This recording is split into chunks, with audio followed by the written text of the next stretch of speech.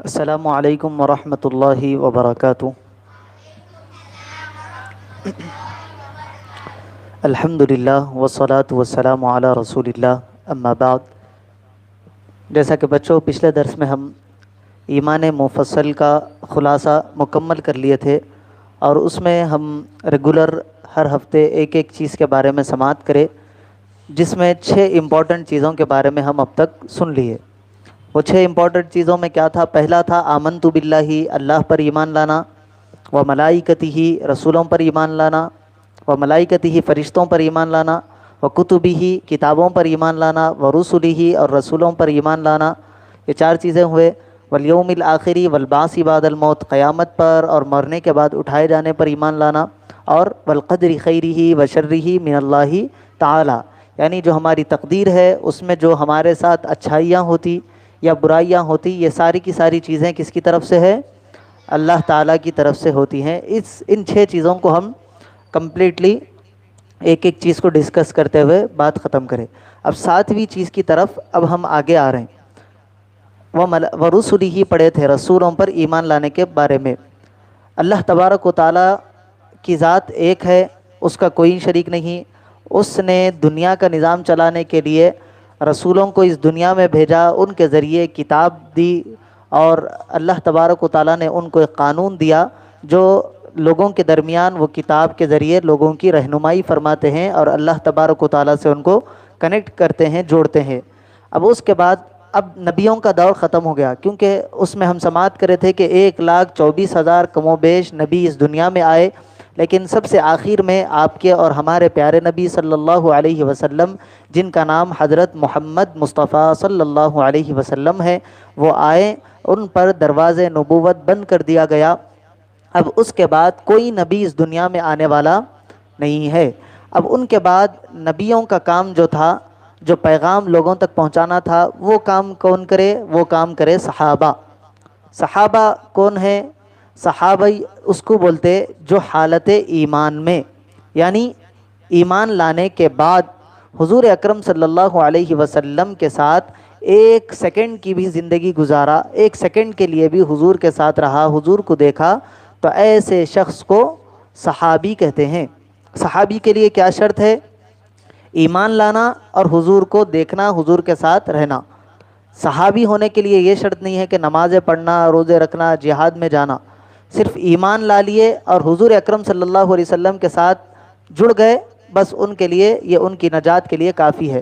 ان لوگوں کے لیے اللہ تبارک و تعالیٰ نے قرآن میں ارشاد فرمایا، رضی اللہ عنہم ورضوا عنہ، اللہ ان سے راضی ہے اور وہ اللہ سے راضی ہے۔ کیا بتا اللہ ان سے راضی اور وہ اللہ سے راضی۔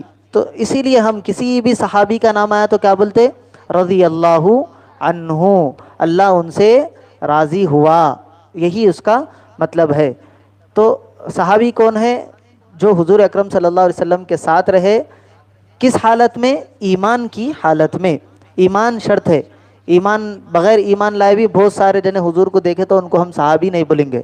جو ایمان کے ساتھ حضور کو دیکھے، حضور کے ساتھ رہے، وہ شخص کیا ہے؟ صحابی کہلاتا ہے۔ اسی طرح اب آگے آئیے، صحابہ کا مقام اور مرتبہ کیا ہے؟ صحابہ تمام امت میں اور اولیاء امت سے بزرگ اور افضل ہیں، یعنی جتنے امت کے لوگ ہیں نا، امت میں سب سے بلند مقام کس کا ہے؟ صحابہ کا ہے۔ نبی تو نبی ہے، نبی امتی نہیں ہو سکتے، نبی کی امت ہوتی۔ نبی کو فالو کرنے والوں میں سب سے بلند مقام کس کا رہتا؟ صحابہ کا، جو نبی کا ساتھ دیتے، جو نبی کے ساتھ رہتے، ان کا مقام سب سے افضل اور سب سے اعلیٰ ہوتا ہے۔ ان کی شان میں بڑی بڑی فضیلتیں آئی ہے، یہ سب قابل تعظیم اور لائق ادب ہے، یعنی سب کی عظمت بجا لانا، سب کا ادب کرنا، سب کے ساتھ اچھائی کا معاملہ کرنا، جب بھی ان کا ذکر کرنا خیر کے ساتھ کرنا، جب بھی ان کو یاد کرنا ان کی اچھائیوں کے ساتھ یاد کرنا۔ اسی لیے ہم رضی اللہ عنہ ورضوا عنہ پر عمل کرتے ہوئے ان کا جب بھی نام لیتے ہیں تو رضی اللہ تعالی عنہ بولتے، کسی بھی صحابی کا نام لیے تو۔ اب یہ تو صحابی کی ڈیفینیشن تھی۔ اب صحابی کتنے ہیں اس کے بارے میں بھی بہت سی روایتیں ہیں، کم و بیش 1,24,000 صحابہ کا بھی ذکر ہے۔ جب حضور اکرم صلی اللہ علیہ وسلم اس دنیا سے پردہ فرما رہے تھے تو اس وقت دنیا میں 1,24,000 لوگ ایسے تھے جو بحالت ایمان کے ساتھ حضور اکرم صلی اللہ علیہ وسلم کو دیکھ چکے تھے اور ان پر ایمان لا چکے تھے۔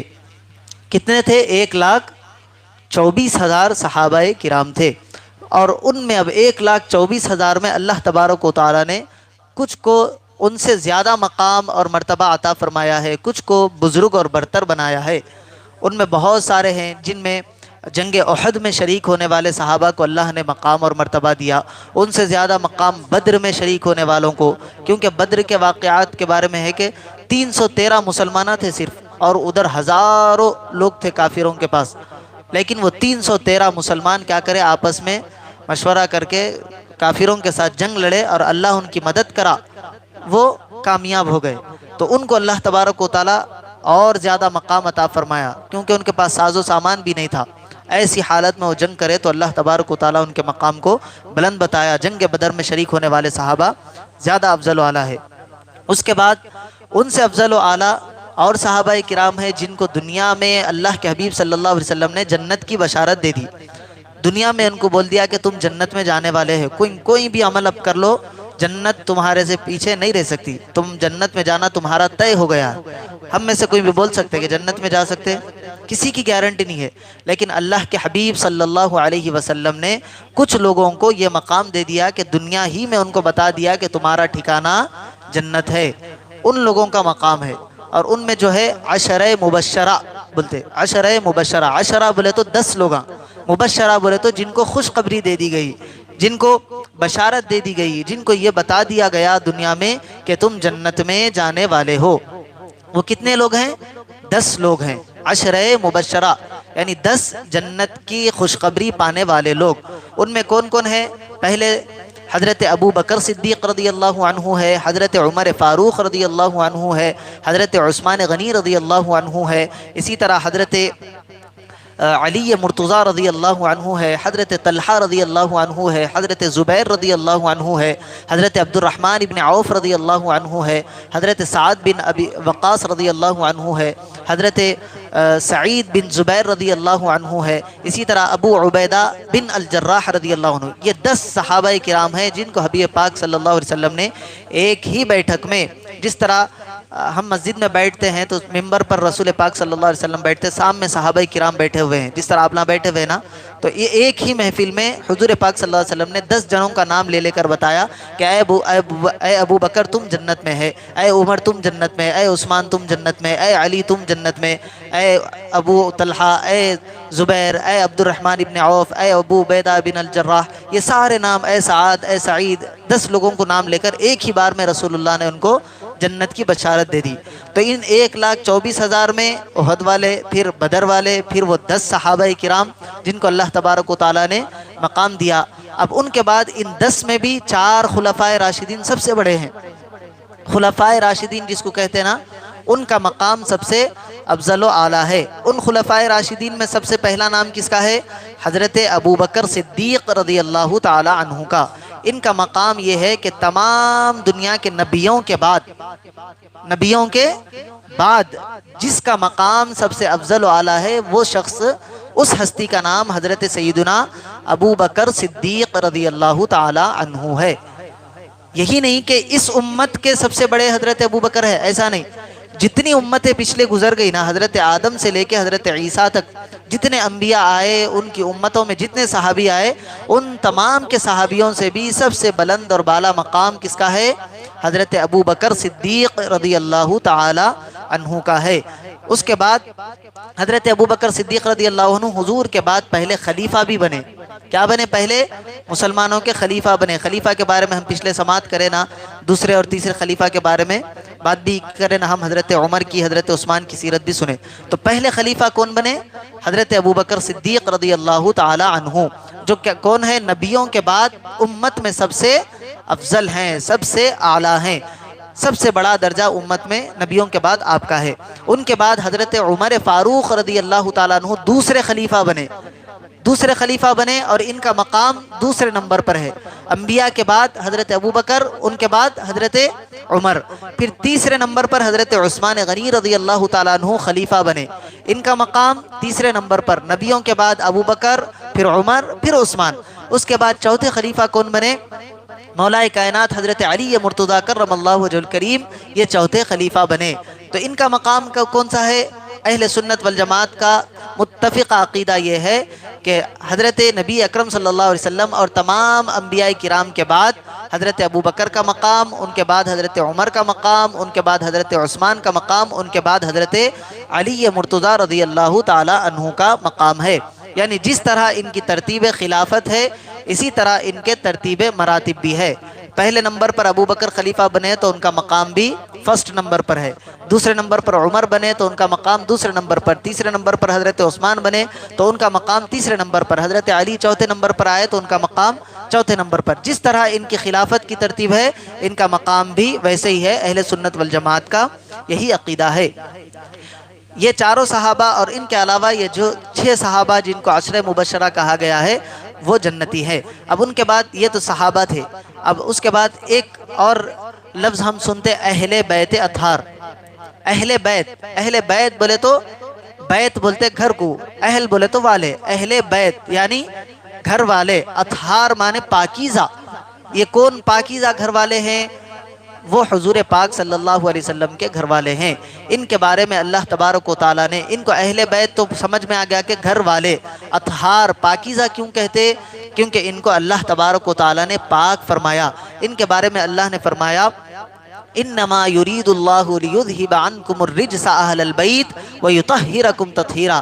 اے نبی کے گھر والوں، ہم تو چاہتے ہیں کہ ہم آپ سے ہر گندگی کو دور کر دے اور آپ کو پاک اور صاف بنا دے۔ تو یہ پاکیزہ اطہار جو ہم بولتے اہل بیت اطہار، یہ ہم نہیں بولتے بلکہ یہ اللہ تبارک و تعالیٰ نے یہ لفظ ہم کو قرآن مجید میں سکھایا ہے۔ تو حضور پاک صلی اللہ علیہ وسلم کی اہل بیت میں کون ہے؟ آپ کی اولاد ہیں، آپ کی ازواج بھی اہل بیت کے اندر شامل ہے۔ یہ اہل سنت والجماعت کا عقیدہ ہے۔ ازواج بولے تو حضور کی بیویاں۔ حضور پاک صلی اللہ علیہ وسلم کی 11 بیویاں تھیں۔ کتنی؟ 11 بیویاں۔ اور حضور پاک صلی اللہ علیہ وسلم کے 3 بیٹے تھے، 4 بیٹیاں تھیں۔ کتنے بیٹے تھے؟ 3 بیٹے تھے۔ اور بیٹیاں کتنی تھی؟ 4 بیٹیاں تھیں۔ یہ سب معلوم رکھنا، حضور کی 11 بیویاں تھیں، 3 بیٹے تھے اور 4 بیٹیاں تھیں۔ بیٹیوں میں سب سے بلند مقام کس کا ہے معلوم آپ کو؟ وہ بلند مقام حضرت سیدہ فاطمہ الزہرا رضی اللہ تعالی عنہا کا ہے۔ حضرت فاطمہ کا نام بہت سنے نا ہم، کیوں؟ کیونکہ ان کا مقام سب سے افضل و اعلیٰ ہے۔ 3 اور بیٹیاں تھیں، حضرت ام کلثوم، حضرت رقیہ، حضرت زینب، یہ بھی حضور کی بیٹیاں ہیں۔ ان کا بھی مقام بلند و بالا ہے، لیکن ان تینوں سے زیادہ مقام اللہ نے حضرت فاطمہ الزہرا رضی اللہ عنہا کو عطا فرمایا ہے۔ اور حضور کی اولاد نرینہ نہیں تھی، یعنی حضور کے بیٹے بچپن میں ہی انتقال فرما گئے، بڑے نہیں ہوئے۔ تو حضور پاک صلی اللہ علیہ وسلم نے حضرت امام حسن اور حضرت امام حسین کے متعلق فرمایا کہ یہ حسن اور حسین میری بیٹی کے بیٹے نہیں بلکہ میرے بیٹے ہیں، فرمائے حضور، یہ حسن اور حسین میرے بیٹے ہیں فرمائے۔ تو حضور پاک صلی اللہ علیہ وسلم کے مقبول یہ نواسے ہیں اور جنتی نوجوانوں کے سردار ہیں، ان کا بھی بڑا مقام اور ان کی بھی بڑی رفعت ہے۔ اسی طرح بیویوں میں 11 بیویاں ہیں نا، 11 بیویوں میں پہلی بیوی اور آخری بیوی کو اللہ تبارک و تعالیٰ نے سب سے بلند مقام عطا فرمایا، اور ان کا نام بھی ہم سب سے زیادہ سنتے۔ پہلی بیوی حضرت کی حضور پاک صلی اللہ علیہ وسلم کی کون تھی؟ حضرت سیدہ خدیجۃ الکبریٰ رضی اللہ عنہا۔ کون تھی؟ حضرت خدیجۃ الکبریٰ رضی اللہ تعالی عنہا، یہ نام اچھا یاد رکھنا۔ اور سب سے آخری بیوی کون تھی؟ حضرت عائشہ صدیقہ رضی اللہ تعالی عنہا۔ یہ سارے کے سارے نامہ یاد رکھنا۔ حضور کی کتنی بیویاں تھیں؟ 11۔ ان میں سب سے افضل و اعلیٰ کون ہے؟ حضرت خدیجۃ الکبریٰ اور حضرت عائشہ صدیقہ رضی اللہ عنہما۔ حضور کی کتنی بیٹیاں تھیں؟ 4۔ اس میں سب سے افضل کون ہے؟ حضرت سیدہ فاطمہ الزہرا رضی اللہ عنہا۔ حضور کے کتنے بیٹے تھے؟ 3 بیٹے تھے، حضرت عبداللہ، حضرت ابراہیم، حضرت قاسم، لیکن یہ تینوں بھی بچپن میں انتقال کر گئے۔ لیکن حضور نے اپنے نواسوں کو، جنتی نوجوانوں کے سرداروں کو، یعنی حضرت امام حسن اور امام حسین رضی اللہ عنہ کو اپنا بیٹا فرمایا۔ یہ میرے بیٹے ہیں فرمایا، تو ان کا مقام بھی ویسے ہی اولو العزم ہے۔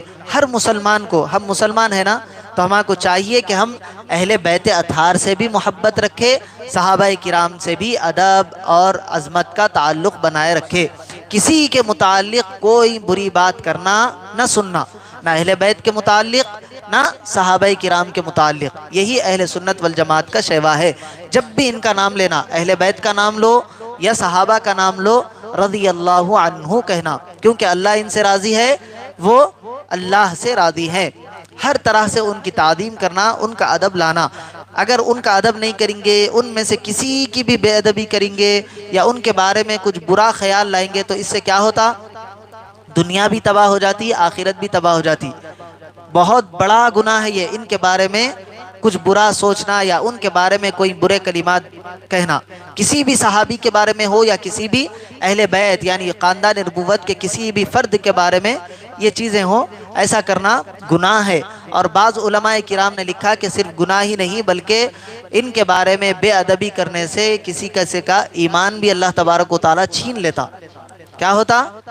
ایمان چھین لیتا۔ ایمان چھین لیے تو مسلمان رہتے نہیں رہتے، مسلمان نہیں رہے، مسلمانوں ویسی مر گئے تو جنت میں جاتے نہیں جاتے۔ تو ان کی بے ادبی کرنے سے ہمیشہ بچنا، ان کا تذکرہ جب بھی کرنا اچھائی کے ساتھ کرنا، ان کا تذکرہ جب بھی کرنا خیر کے ساتھ کرنا، ان کی اچھائیوں کے ساتھ ان کو یاد کرنا، ان کے بارے میں اچھی چیزوں کو لوگوں کے سامنے بیان کرنا، اور جب بھی ان کا نام آئے رضی اللہ عنہ کہنا۔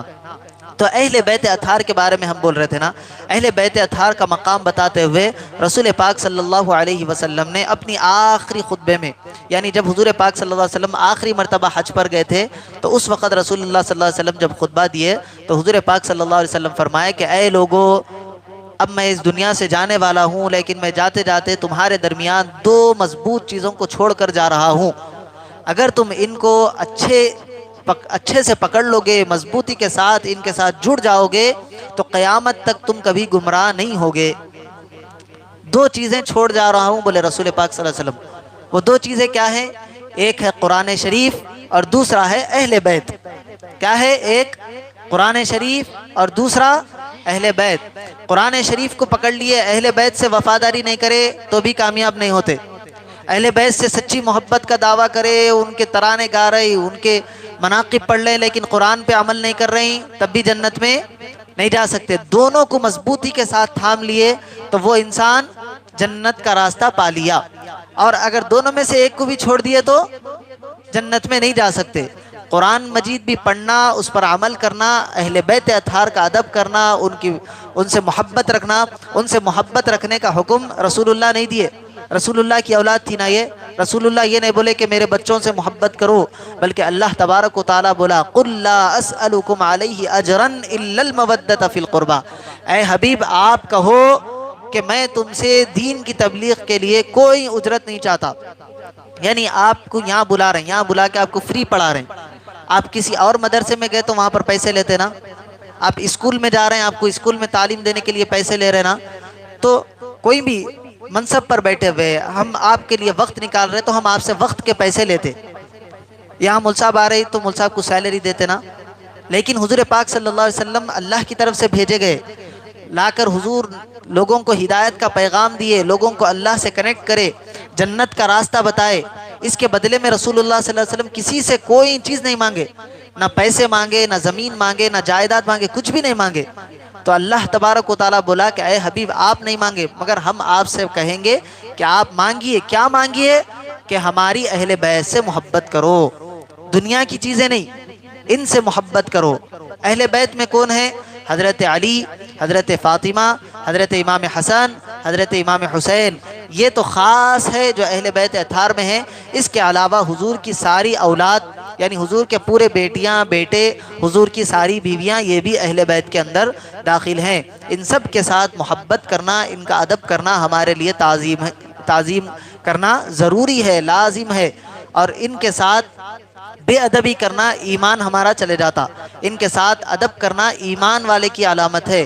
ان کے ساتھ بے ادبی کریں گے، ان کے ساتھ دشمنی رکھیں گے تو پھر ہمارا ایمان چھن جاتا۔ یہ اچھا یاد رکھنا، کبھی بھی ان کے ناموں کے ساتھ یا ان کی سیرت میں نقص نہیں نکالنا، جب بھی ان کا تذکرہ کرنا خیر سے کرنا۔ تو انہی اہل بیت اطہار میں سے پچھلے 2 ہفتوں سے ہم سماعت کر رہے تھے نا کربلا کے بارے میں۔ کربلا کے میدان میں حضرت امام حسین رضی اللہ عنہ کو شہید کر دیے، آپ کا گلا کاٹ دیے، اس کے بارے میں سنے نا پچھلے ہفتے میں بھی۔ تو یہ حضرت امام حسین کون تھے؟ رسول پاک صلی اللہ علیہ وسلم کی بیٹی کے بیٹے تھے۔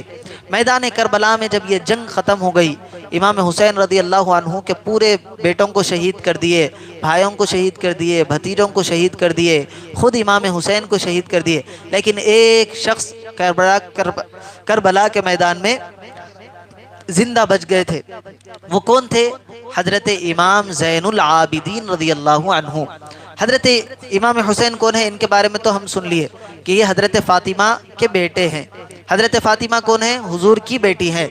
اور یہ امام زین العابدین کون ہے؟ یہ حضرت امام حسین کے بیٹے ہیں۔ حضرت امام حسین کے 3 بیٹے تھے۔ کتنے تھے؟ 3۔ کون کون؟ حضرت علی اکبر، علی اوسط، علی اصغر۔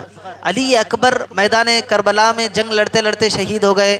علی اصغر کے بارے میں ہم سنے کہ 6 ماہ کے چھوٹے بچے تھے، پانی ان کو بھی نہیں مل رہا تھا، لے گئے میدان کربلا میں تاکہ چھوٹے بچے کو دیکھ کے پانی دے دیں گے بلکہ، لیکن وہ شہید یزیدیوں نے، غلیظوں نے کیا کیا؟ ان پر بھی رحم نہیں کھایا بلکہ ان پر بھی برچھی مار کر، ان کو نیزہ مار کر حضرت علی اصغر رضی اللہ عنہ کو بھی شہید کر دیا۔ 6 ماہ کے چھوٹے بچے گود میں تھے۔ اب بچ گئے کون؟ حضرت علی اوسط، بیچ کے جو بیٹے تھے آپ کے۔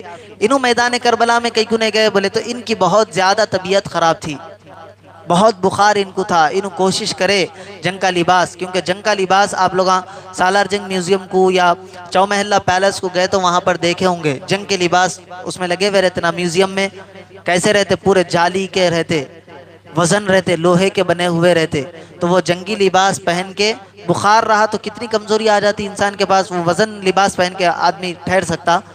کوشش کرے حضرت امام زین العابدین میدان کربلا میں جانے کی، لیکن تلوار آج کل ہم جیسی دیکھتے ویسی نہیں تھی، وہ کئی کلو کی تلوار رہتی تھی، جنگوں میں لڑنے کی تلوار۔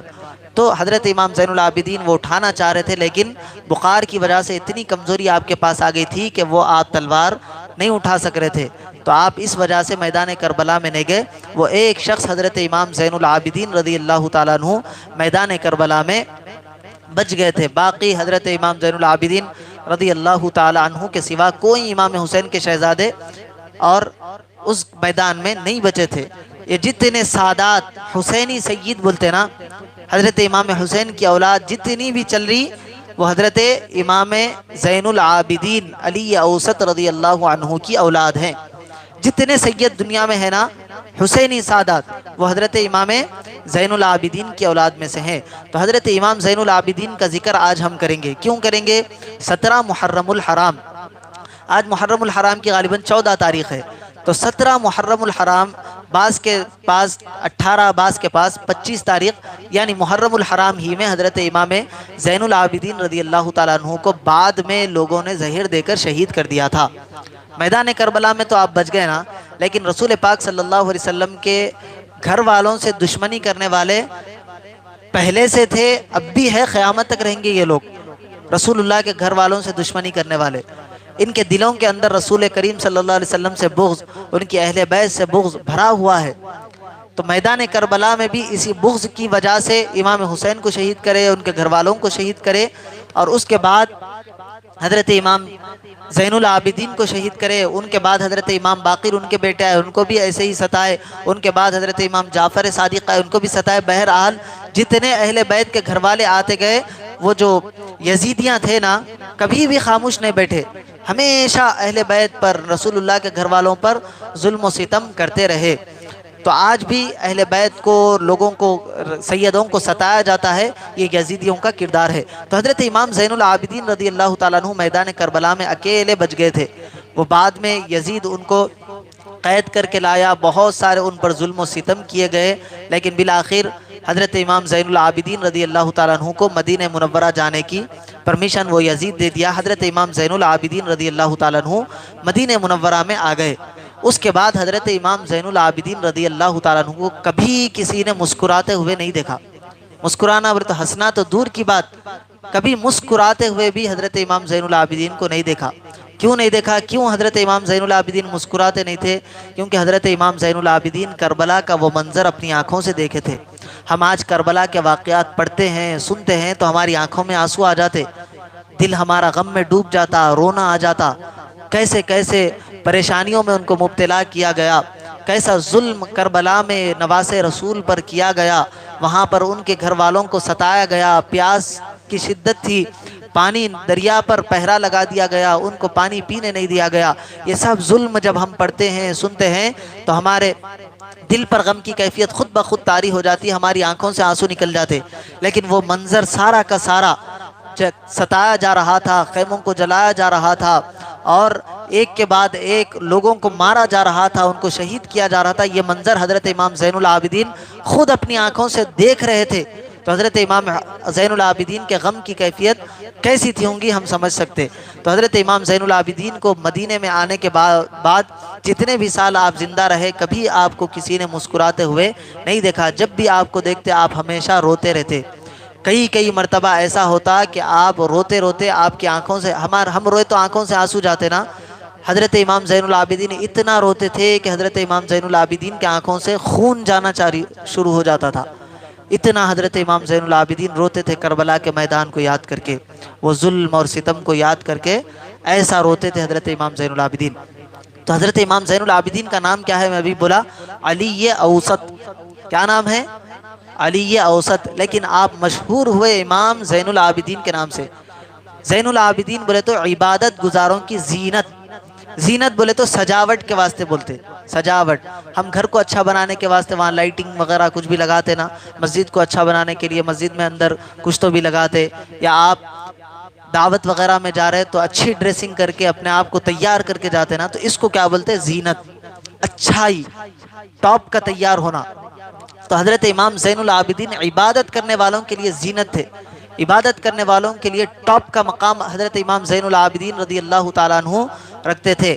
حضرت امام زین العابدین رضی اللہ تعالیٰ عنہ جیسی عبادت کیا کرتے تھے، اس وقت ویسی عبادت کرنے والا دنیا میں کوئی موجود نہیں تھا، تو اسی لیے آپ کو عبادت کرنے والوں کی زینت بنایا گیا، زین العابدین کے لقب سے آپ مشہور ہوئے۔ اسی طرح آپ کو سید السجاد کہا جاتا ہے، سجدہ کرنے والوں کے سردار۔ حضرت امام زین العابدین رضی اللہ تعالیٰ عنہ سجدے میں سر جھکا لیتے تو کئی گھنٹوں تک حضرت امام زین العابدین رضی اللہ تعالیٰ عنہ اپنا سر سجدے سے نہیں اٹھاتے تھے، اتنا لمبا ایک سجدہ حضرت امام زین العابدین کیا کرتے تھے، اسی لیے آپ کو سید السجاد کہا جاتا ہے۔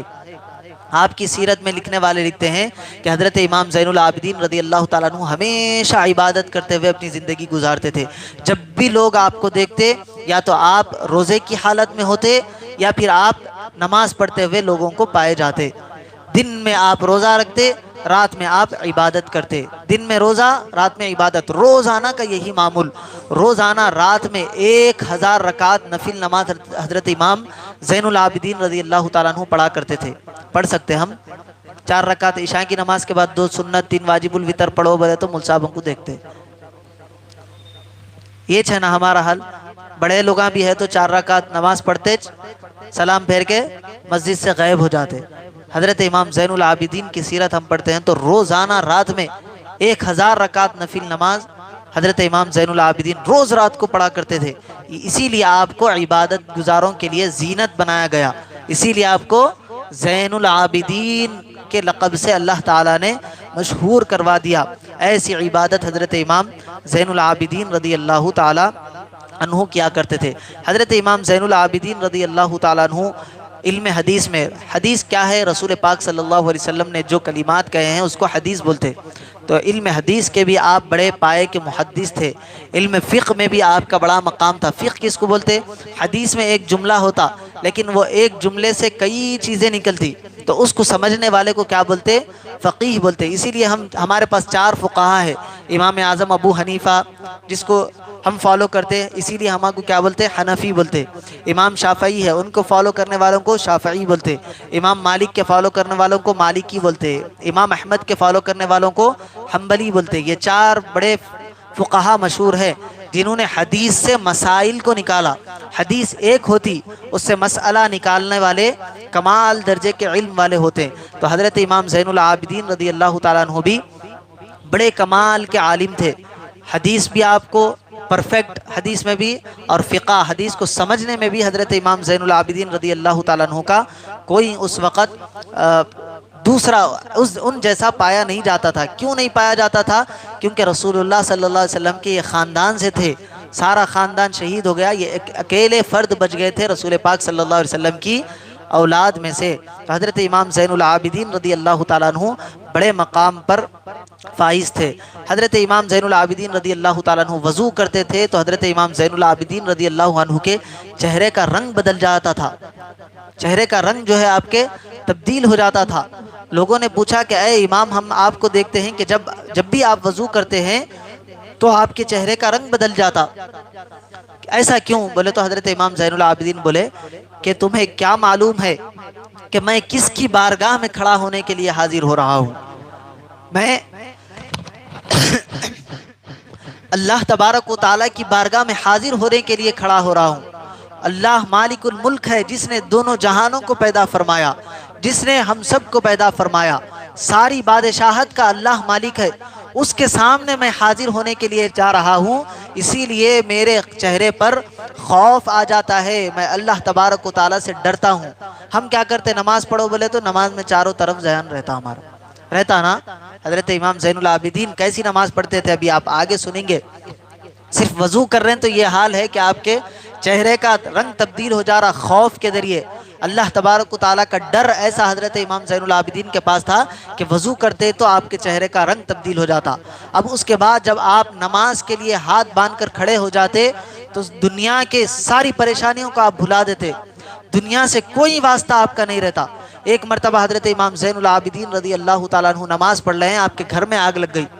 سارے لوگ باہر سے چلا رہے کہ آگ لگ گئی، آگ لگ گئی. سارا مدینے کے لوگ جمع ہو گئے اطراف کے، پورے کوشش کر کے پانی ڈال کر آگ بجھا دیے، لیکن حضرت امام زین العابدین کی نماز پر ذرہ برابر فرق نہیں آیا. حضرت امام زین العابدین اپنی نماز میں مصروف ہے. جب نماز ختم کرے تو لوگاں ٹھہرے ہوئے دیکھے تو پوچھے کہ کیا ہوا، کیوں آئے؟ تو لوگاں بولے کہ آپ کے گھر کو آگ لگ گئی تھی. حضرت امام زین العابدین بولے کہ میرے کو تو پتہ ہی نہیں ہے. کیوں پتہ نہیں ہے؟ کیونکہ میں اللہ تبارک و تعالیٰ کی عبادت میں مصروف تھا. میں جب نماز کے لیے کھڑا ہو جاتا ہوں تو میں دنیا کے ہر معاملے کو ترک کر دیتا ہوں. میں صرف اللہ تبارک و تعالیٰ سے لو لگا کر کھڑا ہوتا ہوں. میں ہوتا ہوں، میرا اللہ ہوتا ہے، بس ہم دونوں کے سوا کوئی اور نہیں ہوتا. ہم بھی نماز میں ایسی ہی توجہ کرنا. ہم نماز میں ادھر ادھر دیکھ لیتے، نماز پڑھتے یہاں ہمارا ذہن کہیں اور ہوتا. ایسی نماز نہیں پڑھنا. نماز پڑھے تو ہمتن توجہ کے ساتھ اللہ تبارک و تعالیٰ کی عبادت کر رہا ہوں، میں اللہ کے سامنے میں کھڑا ہوا ہوں، ایسی سوچ رکھتے ہوئے نماز پڑھنے کی ضرورت ہے. اسی طرح ایک مرتبہ حضرت امام زین العابدین رضی اللہ تعالیٰ عنہ آپ نماز پڑھ رہے ہیں، ایک سانپ آیا، آ کر آپ کے پیر کے انگوٹھے کو پکڑ لیا.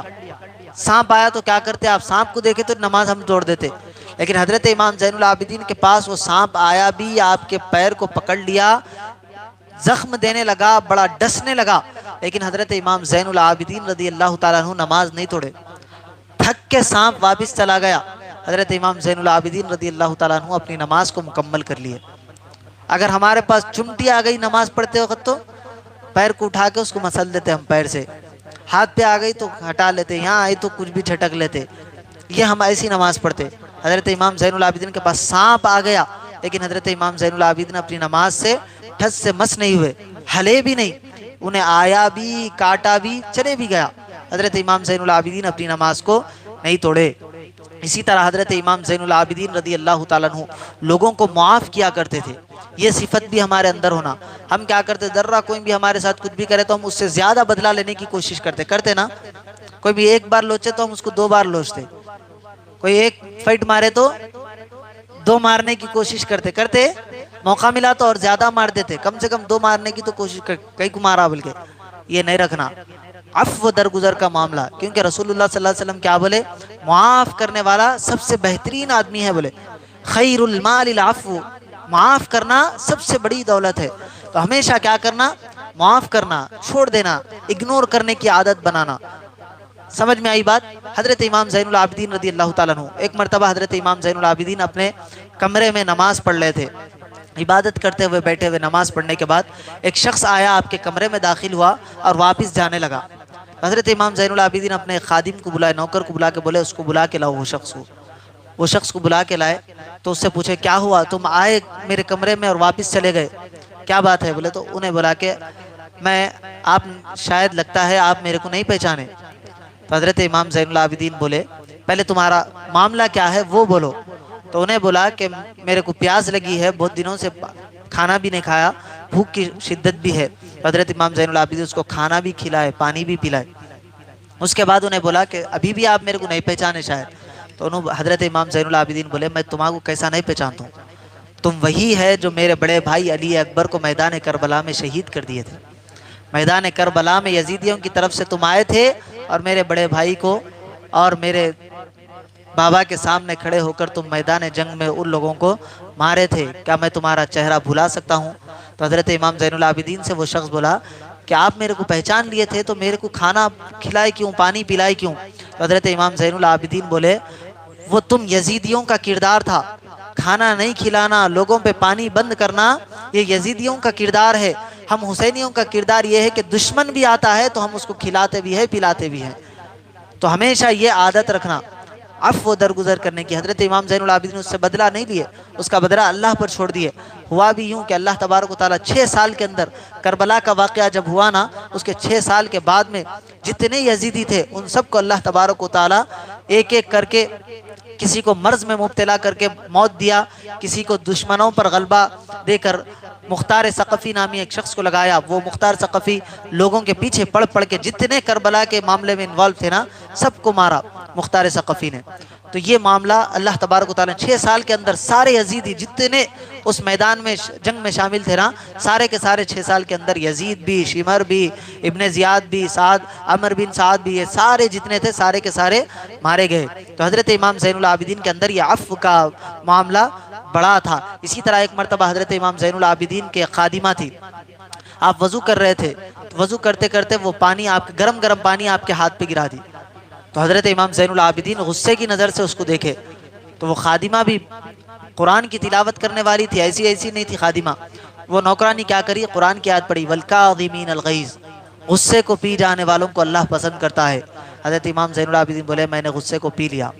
پھر آگے کی آیت پڑھی، والعافین عن الناس، یہ معاف کرنے والوں کو اللہ پسند کرتا ہے۔ تو حضرت امام زین العابدین نے فرمایا کہ میں نے تمہیں معاف کر دیا۔ انہیں آگے کی آیت پڑھی، واللہ یحب المحسنین، اور اللہ احسان کرنے والوں کو پسند کرتا ہے۔